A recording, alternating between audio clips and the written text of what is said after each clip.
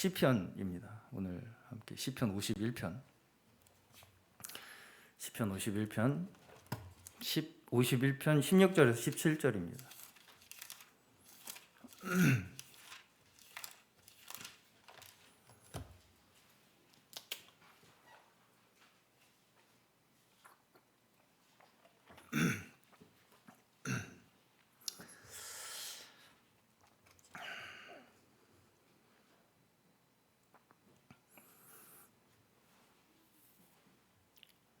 제가 16절, 17절 다 함께 봉독하겠습니다. 제가 16절 봉독하겠습니다. 주는 제사를 즐겨 아니하시나니 그렇지 않으면 내가 드렸을 것이라. 주는 번제를 기뻐 아니하시나이다. 하나님의 구하신 하나님이 상하고 통해 주께서 멸시치 아니하시리이다. 아멘. 너무나 유명한 시편 9절입니다. 찬송으로도 우리가 만들어서 찬양을 하는 이 시편 51편의 시인데, 이 시가 쓰여진 배경을 우리가 잠시 한번 좀 들여다본다면 다 아시죠? 다윗이 범죄하였을 때 지은 시입니다. 사무엘하 11장의 장면인데요. 사무엘하, 이거는 제가 설명을 간략하게 드려볼게요.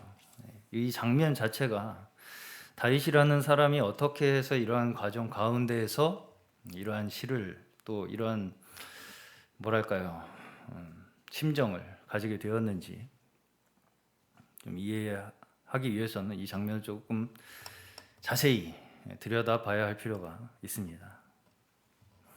다 아시다시피 11장에 보시면 다윗이 밧세바라는 자신의 부하의 아내를 범합니다.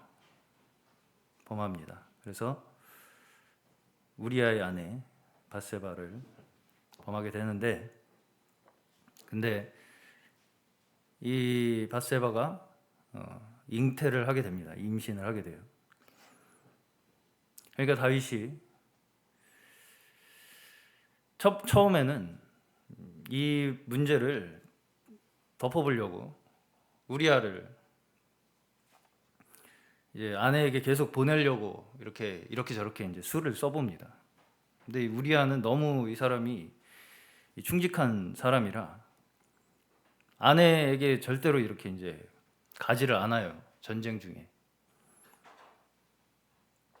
이제 자기의 계획이 틀어지자 이제는 그 우리아의 손에 자신을 어떻게 이렇게 처리하라는 편지를 들려가지고 전쟁터로 보냅니다.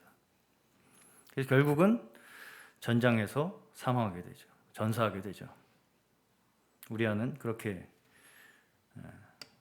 죽게 됩니다.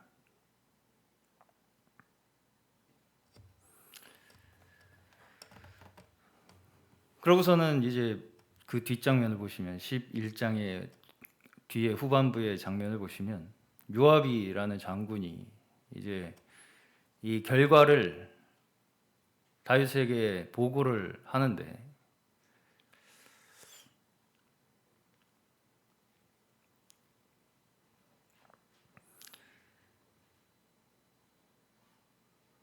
이렇게 전쟁 가운데에서 몇 사람이 다윗의 신복 중 몇 사람이 죽었다, 이렇게 이제 보고를 해야 되는 상황이 되자, 혹시 이거를 보고했는데 왕이 화가 난다면, 노하게 되면, 그러면서 왜 그렇게 그 성에 가까이 가서 싸웠냐, 예전에 그 성에 가까이 갔다가 아비멜렉이란 사람이 죽은 거 모르냐, 이런 이제 문책을 하게 되면 뭐라고 대답을 하라고 하냐면 우리아도 죽었습니다, 이렇게 대답을 하라고 합니다. 그랬더니 아닌 게 아니라 아니나 다를까 다윗은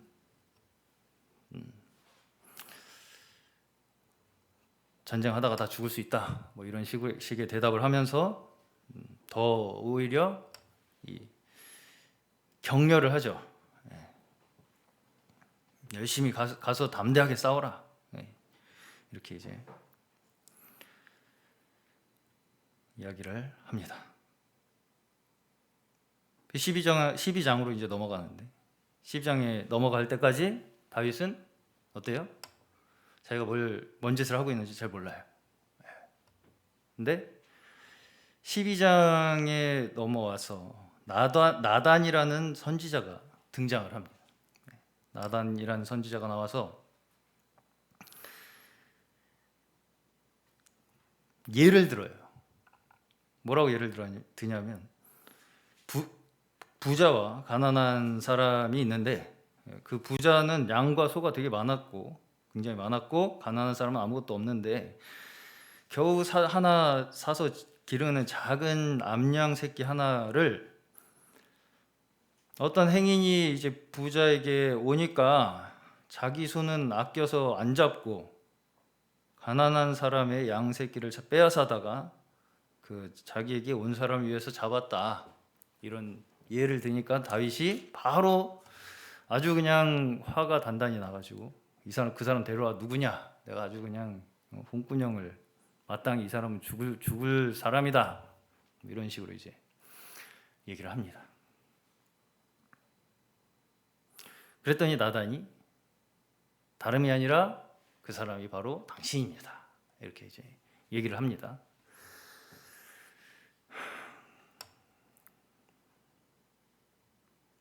그래서 이제 쭉 굉장히 이 직선적으로 다윗의 범죄를 지적을 하죠. 그랬더니 다윗의 반응이 굉장히, 여기에서 보인 반응이 제가 느끼기에는 그래도 이 다윗이라는 사람이 하나님의 사람이라는 어떤 그 느낌이 오는 것이 뭐냐면, 사람은 자기가 가지고 있는 문제를 덮기 위해서 끝까지 갑니다. 끝까지 가요. 절대 중간에 멈추지 않아요. 나단도 사실은 목숨 내놓고 이런 말을 하지 않았을까, 저는 그렇게 생각이 드는데,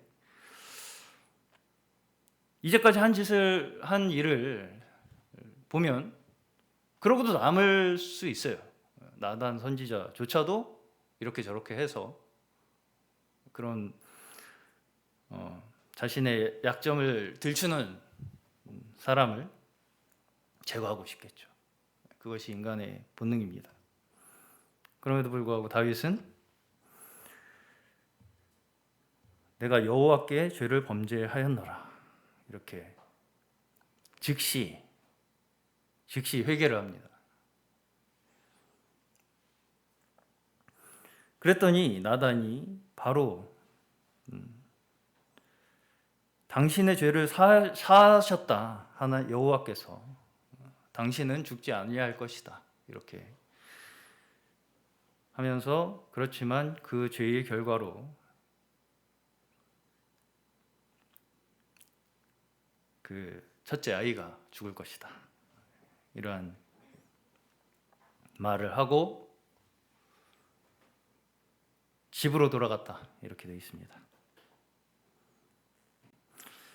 그러고서는 다윗이 그 아이를 위해서 금식하고 밤새도록 땅에 엎드려 간구하면서 기도를 했다라고 이렇게 하고 있어요. 그래서 이래 만에 그 아이가 죽었어요.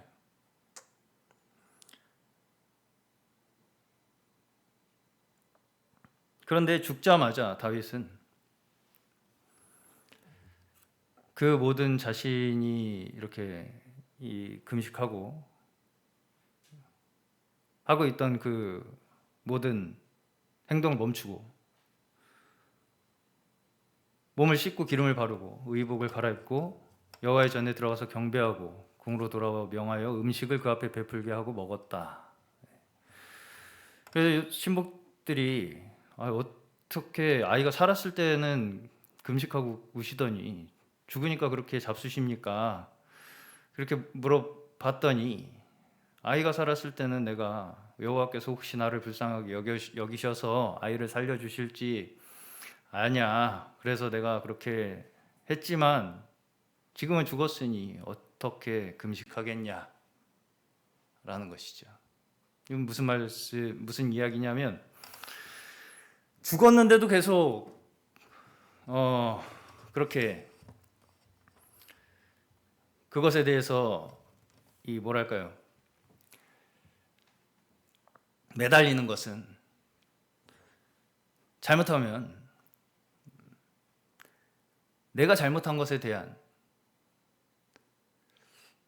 합당한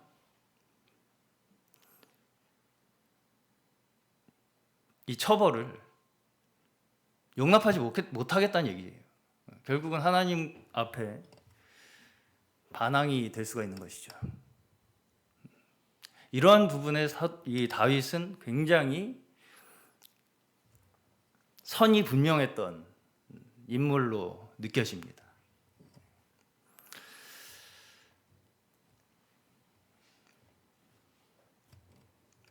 제가 주일날 우리가 정신이 무너지는 경우를 말씀을 드렸어요. 정신, 소위 멘붕이 온다 이런 말을 경험을 하는 것에 대해서 말씀을 드렸었는데, 언제 우리가 멘붕이 오냐면 그때 주일날도 말씀드렸듯이 우리가 예상하지 못하는 일이 일어날 때, 알지 못하는 일이 우리에게 일어날 때, 예상하지 못했던, 지금 여기 다윗도 예상하지 못했죠. 전혀 예상하지 못했어요. 이런 일들이 연속해서 자기에게 이렇게 들이닥칠지 전혀 예상을 했다면 이렇게 행동을 했겠습니까? 안 했겠죠. 그러니까 이제 이 우리아를 죽이고 할 때까지는 계속 멘붕 상태였어요. 어떤 면에서 정리가 안 됐어요. 내 삶이 정리가 안 돼요. 그래서 우리가 무엇이 우리의 삶을 지탱하고 잡아주는가, 이것에 대해서 저는 다시 한번 깊이 생각을 해보아야 할 필요가 있다, 이렇게 생각을 하는데요. 여기 이제 오늘 함께 보셨던 시편 51편의 16절 17절에서 보시면 주는 제사를 즐겨 아니하신다, 이렇게 고백을 하면서 하나님의 구하시는 제사는 상한 심령이라, 하나님이여 상하고 통회하는 마음을 주께서 멸시치 아니하시리이다, 이렇게 고백을 합니다. 무슨 말씀을 드리고 싶은 거냐면, 우리가 멘붕이라고 하는 그 감정, 그러니까 말하자면 내 삶이 정리가 되지 않는 그 상태, 이것을 제가 주일날도 계속해서 말씀드렸던 내용이지만 덮고 싶어 해요. 말씀드렸죠. 덮고 싶어 해요. 어떻게든 내 스스로 나의 그 혼란한 상황을 정리해보고 싶어 한다는 것이죠. 사람이. 지금 이 다윗이 어떻게든 정리를 해보겠다고 그렇게 한 거 아닙니까? 우리아를 아내한테 한번 보내보고, 그 말을 자기 생각대로 안 되니까 전쟁터로 내보내서 죽여버립니다. 자기의 삶을 정리해보려고 하는 거예요. 나름대로 스스로. 근데 그 정리하려고 하는 그 마음이 일반적으로 사람들이 멈추지 않아요. 우리 정치 얘기 별로 하고 싶지 않은데, 정치인들 주로 특히 보시게 되면 어떤 문제가 발생해서 이 그 문제에 대한 문책을 받게 된다거나 이렇게 고소 고발이 들어오게 되면 인정을 합니까? 인정하는 상황을 절대로 한 번도 우리가 보지를 못해요. 그리고 그냥 끝까지 갑니다. 한번 알아낼 테면 알아내 봐라. 인정을 하겠습니까? 그걸 인정을 할 이유를 스스로 찾을 수가 없어요. 왜 내가 그걸 인정해야 돼? 여기 다윗은 왜 인정했습니까? 그래도 하나님이라는 이 절대자에 대한 믿음이 있었기 때문에 인정할 수 있었던 거예요. 다윗은 여호와 앞에 내가 범죄하였다라고 고백하지 않습니까? 하나님이 안 계시면 누구 하나가 내 잘못을, 내 약함을 있는 그대로 하나님 앞에 내놓을 어떤 명분도 찾지 못해요. 어떤 이 동기가 없어요. 아무런 동기를 받을 수가 없다는 것이죠. 가질 수가 없다는 거예요. 끝까지 갑니다. 그래서 그냥 끝까지 가요. 그것에 대한 또 이제 예가 사도행전에 바리새인들과 서기관들이 예수님을 십자가에 잡아 못 박고 그 다음에 보시면 사도들을 계속 쫓아다니면서 괴롭혀요. 왜 괴롭히냐면 이 사람들이 왜 이런 일을 한다고 이 사도 바리새인들이 이야기를 하냐면 예수의 피를 우리에게 돌리려고 한다라고 얘기를 해요. 예수의 피를 우리에게 돌리려고 이 사람들이 이렇게 이런 말을 하고 다닌다고 이렇게 얘기를 해요. 무슨 말이냐면 자기들이 예수라는 분을 십자가에 죽인 그 사건이 그렇게 온당치 않다는 걸 본인들도 아는 거예요. 그러니까 그 제자들이 이렇게 하고 다니는 일이 불편한 거죠. 한마디로. 근데 이제 그것을 어떤 측면으로 바라봅니까? 이 사두개인과 바리새인들과 서기관들은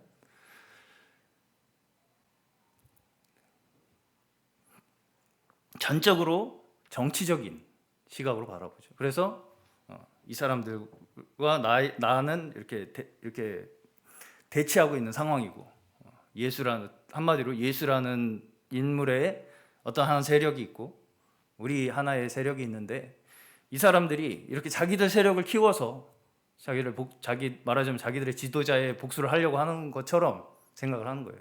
이 사두개인과 바리새인들, 서기관들은 여기서 근데 우리가 생각해봐야 할 한마디가 피입니다. 피를 돌리려고 한다. 우리에게 그 피를 돌리려고 한다. 예수를 십자가에 못 박을 때 이 바리새인들 서기관들은 그 피를 우리 자손에게 우리와 우리 자손에게 돌리라고 이렇게 아주 그냥 호언장담을 하면서 선포를 하면서 예수님을 십자가에 못 박았죠. 근데 지금 이 사람들 그 상황에 실제로 직면을 하니까 못 받아들여요. 그 피를 왜 우리한테 돌리냐? 그러고 다니지 마라. 이것이 우리 인간들이 가지고 있는 가장 근원적인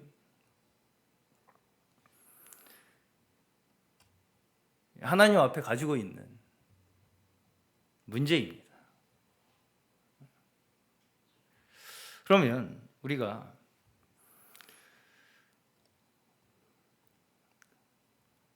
어떻게 이 문제를 벗어날 수 있을까요? 그게 문제죠. 우리는 정신없는 세상에 살고 있어요. 정신없이 그냥 모든 사람이 그렇게 살고 있습니다. 정리가 되지 않은 채로. 정리가 스스로는 절대로 될 수가 없죠. 그럼 어떻게든 정리를 해야 되는데 어떻게 정리를 해야 되느냐?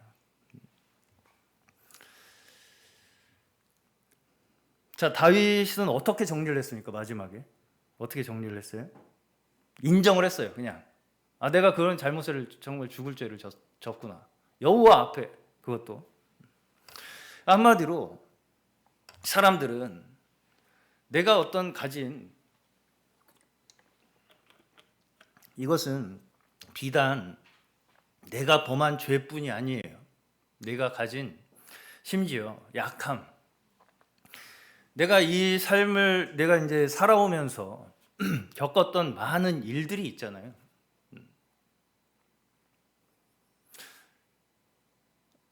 어떤 사람도 말하자면 상처를 받지 않고 사는 사람은 없죠. 그래서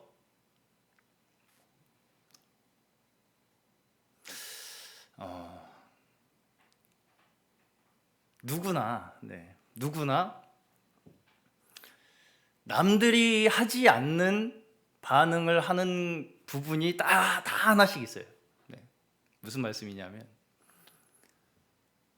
그러니까 어떤 사람은 조금이라도 자기를 무시하는 것 같은 느낌이 들면 벌컥 화를 내는 사람이 있는가 하면, 그러니까 일반적이지 않은 방식을 말씀드리는 거예요. 어떤 사람은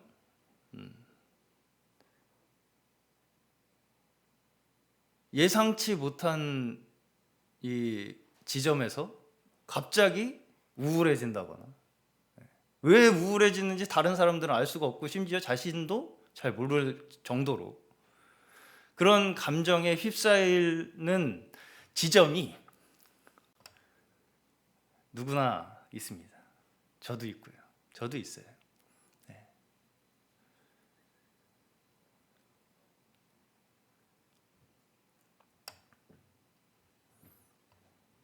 여기서 말씀드리기가 좀 창피한데 어쨌든 있습니다.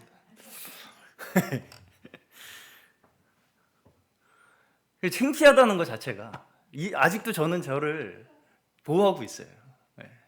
아, 이거 사람들이 알면 안 되는데 약간 이런 게 있다는 거죠. 누구나 있어요, 그게. 근데 그게 여호와 앞에서도 그런다는 거죠. 우리가 그게 계속 지속되잖아요. 그러면 결코 우리가 그런 어떤 하나의 한계 내에서 벗어날 수가 없어요. 말하자면 비정상적인 반응을 보이는 그 상태에서 그거 자체가 비정상적인 상태를 우리가 보이는 그 자체가 뭔가 정리가 되지 않은 거예요. 우리의 삶이, 내 생각이. 내가 이전에 겪었던 어떤 경험들로 인해서 가지고 있는 내 어떤 하나의 마음의 상태들이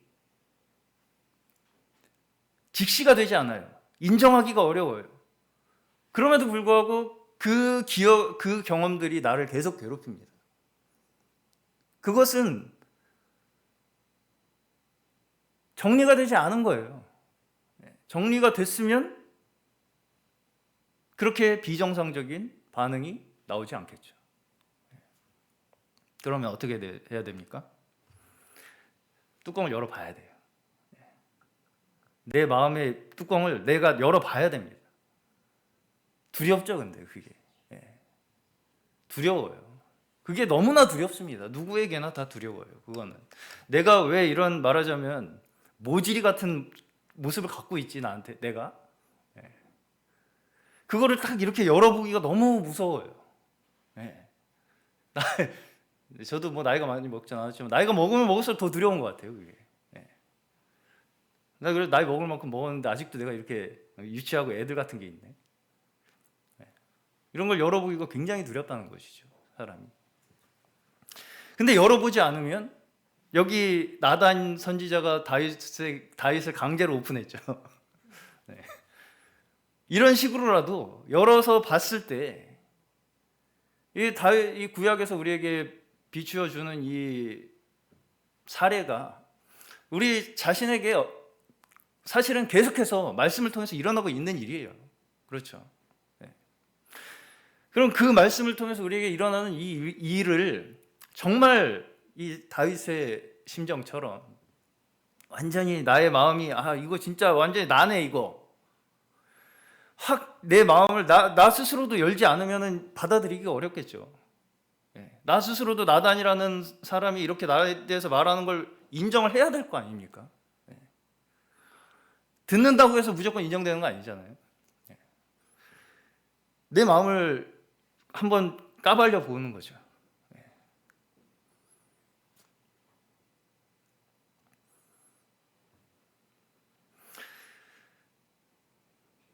그 자체가 성경에서는 뭐라고 말씀을 하냐면 회개라고 얘기하는 거예요. 내 마음을 그냥 여과 없이 가감 없이 열어 제껴 보고 제가 이런 사람이군요라고 하는 인정하는 그걸 회개라고 하는 거예요. 그래서 여기 이제 오늘 시편 말씀으로 마무리를 하자면 하나님께서는 제사를 즐겨하지 않는다는 거예요. 하나님께서 제사 지내라고 율법을 세워주셨는데 하나님은 제사를 즐겨하시는 분이 아니시라는 것이죠. 번제를 기뻐 아니하시나이다. 이해가 가십니까? 제사가 왜 생겼습니까? 제사가 인간이 범죄함으로써 생겼죠. 그러면 제사라는 것이 결국은 어떤 동물이 죽음으로써 내 죄가 거기에 전가가 되는 것인데 그 제사의 과정을 우리가 지켜보면서 내가 정말 이렇게 이 동물이 죽을 만큼의 죄인이구나 라는 것을 철저하게 내가 거기에 전이가 돼야지 그게 의미가 있는 거지. 나 그냥 동물 너 죽었으니까 나 오늘부터 자유. 이런 마인드는 하나님이 기뻐하지 않으신다는 거예요. 그건 제사가 아니라는 거죠. 제사의 근본 의미는 여기 말씀 시편에서 고백하고 있듯이 상한 심령이라는 것입니다. 상한 심령. 상한 심령을 기뻐하신대요. 받기를 원하신다는 거예요. 하나님의 구하시는 제사 상한 심령이라는 거죠. 상하고 통회하는 마음을 주께서 멸시치 아니하시나이다. 상한 심령이 우리가 좀 이제 말씀을 좀 마무리를 하면서 상한 심령이 되기가 어렵다. 이걸 말씀드리고 싶어요. 우리가 상한 심령을 갖기가 너무 어려워요. 왜냐하면 내 마음이 상한 걸 계속 내가 보듬어야 되니까, 보호하고 감싸야 되니까, 가리고 알고 싶지 않아요. 내가 사실 이런 상처 입은 심령이라는 걸, 상한 심령이고 약한 심령이라는 걸 알고 싶지 않아요. 다 누구나 열어보고 싶지 않다고. 강한 척해요. 그리고 나는 다 뭔가 된 척해요. 그러다 보니까 어떤 반응이 자꾸 나와요? 내가 알지 못하는 반응이 자꾸 나오는 거예요. 내가 의도하지 않은 반응이 자꾸 나오는 거예요. 왜? 내 현실의 모습과 내 실제의 모습과 내가 머릿속에 생각하고 있는 내 모습에 너무 차이가 커요. 나는 실제로는 그런 사람인데 내가 보이고 싶은 어떤 내가 원하는 모습이 따로 있다 보니까 정리가 절대 안 되죠. 결국은 상한 심령이라는 건 그것이 일치되는 지점입니다. 진정한 회개의 자리가 결국은 상한 심령이라는 거예요. 그래서 하나님 앞에 우리가 나아가는 우리의 모습이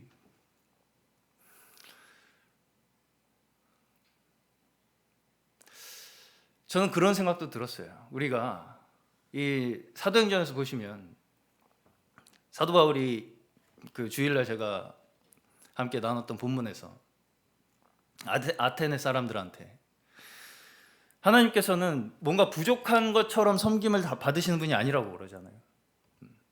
무슨 그게 뭘 또 이야기를 하고 있는 거라고 저는 생각이 드냐면 우리가 잘못하면 그러니까 우상은 거래를 해요.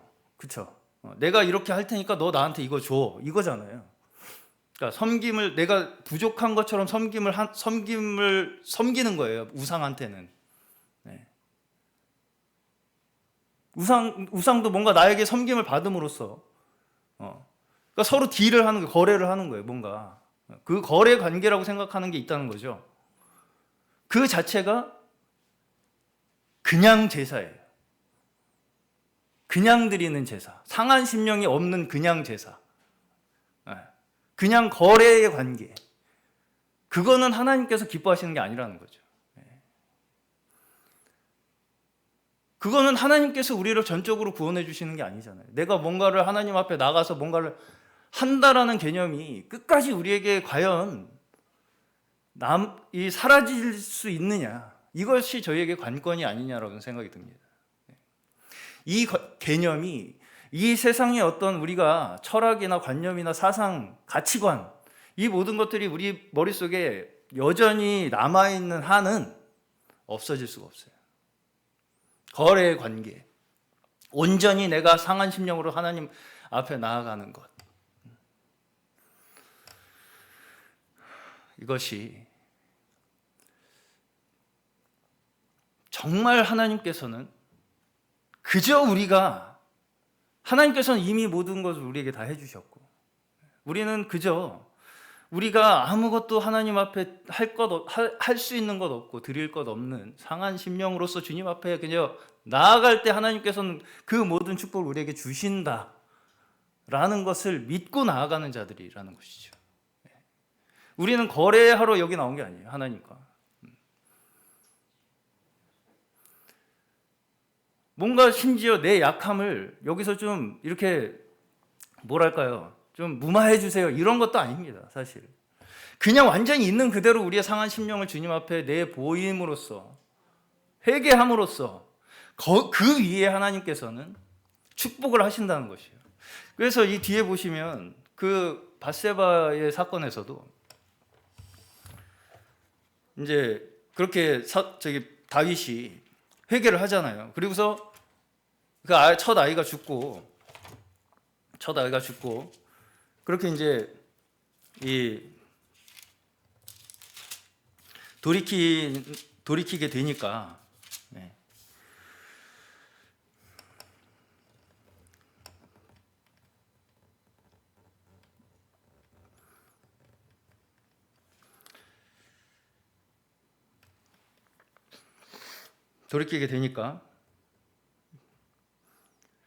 다윗이 그 첫 밧세바를 위로하고 저에게 들어가 동침하였더니 저가 아들을 낳음에 누구를 낳았어요? 솔로몬을 낳았습니다. 솔로몬이라 하면서 여호와께서 그를 사랑하셨다. 뭘 하나님께서 좋아하시는지 좀 어렴풋이 알 수 있는 대목이라고 저는 생각이 듭니다.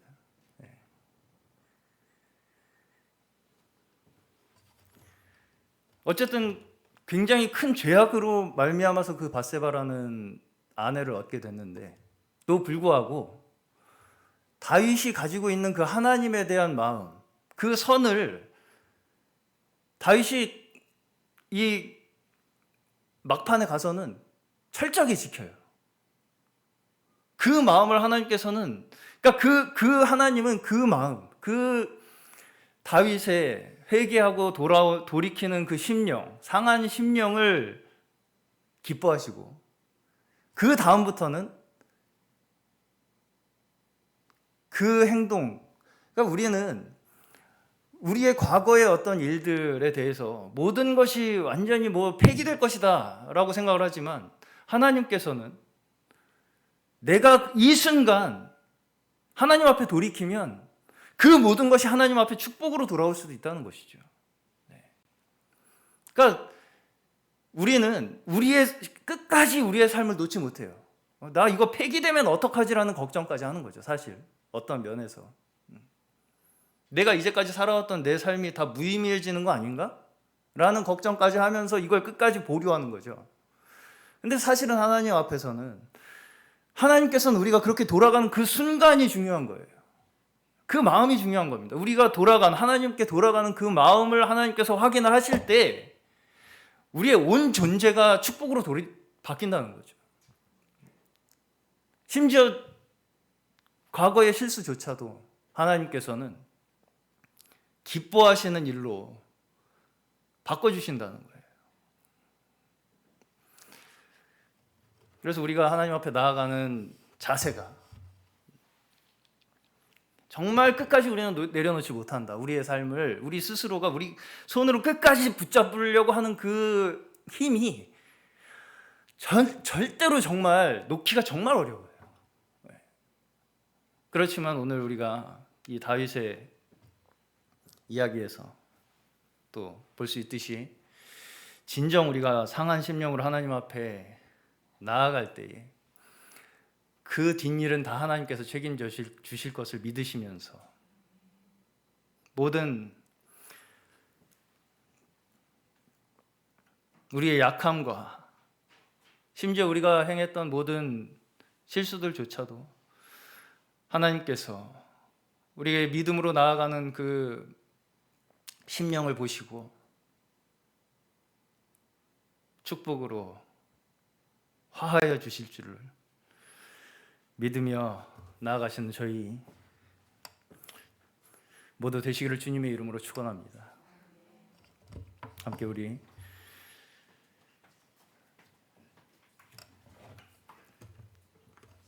찬양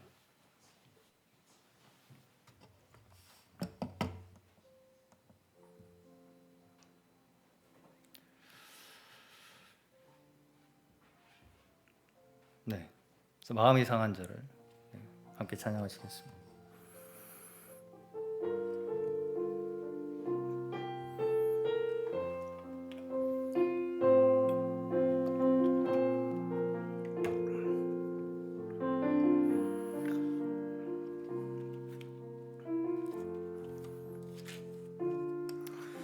마음이 상한 자를 고치시는 주님, 하늘의 아버지 날 주관하소서. 인도하사 자유케 하소서. 새 일을 행하사 부흥케 하소서. 의에 줄이고 목이 마르니 성령의 기름 부소서. 의에 줄이고 목이 마르니 내 사찬을 채워 주소서. 성령으로 채우사, 성령으로 채우사 주보게 하소서. 주의 임재 속에 은혜 알게 하소서. 주 뜻대로 살아가리 세상 끝날까지. 나를 빚으시고 새날 열어주소서. 의에 줄이고 목이 마르니 성령의 기름 부소서. 의에 줄이고 목이 마르니 내 잔을 채워 주소서. 의에 줄이고 목이 마르니 의에 줄이고 목이 성령의 기름 부소서. 의에 줄이고 목이 마르니 내 산을 채워